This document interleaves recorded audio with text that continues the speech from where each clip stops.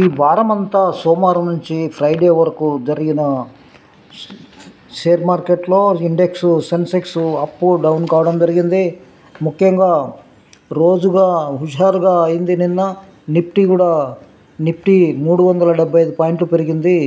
సెన్సెక్స్ 1360 పాయింట్లు పెరగడం జరిగింది.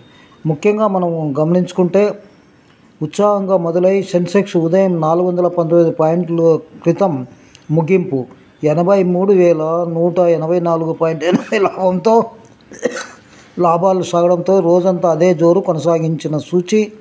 ముఖ్యంగా ఇదంతా కూడా జీవన గరిష్టానికి చేరడం జరిగింది. మదుపర్ల సంపదగా పరిగణించే BSEలోని నమోదిత సంస్థల మొత్తం మార్కెట్ విలువ శుక్రవారం ఒక్కరోజే 6.24 లక్షల కోట్లు పెరిగి జీవన కాల తాజా గరిష్టకు చేరుకోవడం జరిగింది.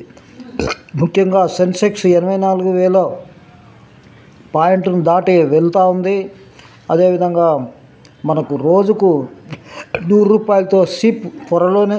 అదేవిధంగా LIC FM MD రవికుమార్ చెప్తున్నారు. 3.1 కోట్ల వినియోగదారుల సమాచారాన్ని విక్రయించిన స్టార్ హెల్త్ ఉన్నతాధికారి. అదేవిధంగా ముఖ్యంగా HDFC IPO రాబోతుంది. 2,500 కోట్ల IPOగా ల్యాబ్ తయారీ మాంసానికి నియంత్రణ నిబంధనలు అవసరం. కేంద్ర ఆరోగ్య శాఖ మంత్రి JP నడ్డా గారు చెప్తున్నారు. బెంజ్ కొనుగోలుదారులలో 15% మహిళలే. Mercedes Benz India MD Santosh Iyer 50 రోజులకు సరిపడా నిల్వలున్న వంట నూనె ధరలు ఎందుకు పెంచుతున్నారంటూ ఒక క్వశ్చన్. సుంకాల పెంపుకు ముందే 30 లక్షల టన్నుల దిగుమతి వ్యాపారుల వివరణ కోరిన కేంద్రం. అదేవిధంగా 1 నుంచి వివాద్ షే విశ్వాస్ 2.0 ల్యాబ్ ఇది అంతా కూడా మనము బిజినెస్ వార్తలుగానే చూస్తున్నాం. అదేవిధంగా ఈ వారంలో జరిగినటువంటి ఈ యొక్క సెన్సెక్స్ ఇండివిజువల్ షేర్స్ ఏ విధంగా పర్ఫామ్ చేసినాయని కూడా చెప్పుకోవడం జరుగుతుంది.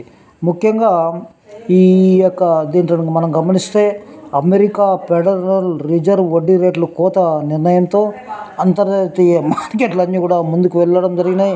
మన మార్కెట్లు కూడా అదే బాటలో నడిచాయి. కావున బ్యాంకింగ్ షేర్ల కొనుగోలుతో కలకలలాడాయి.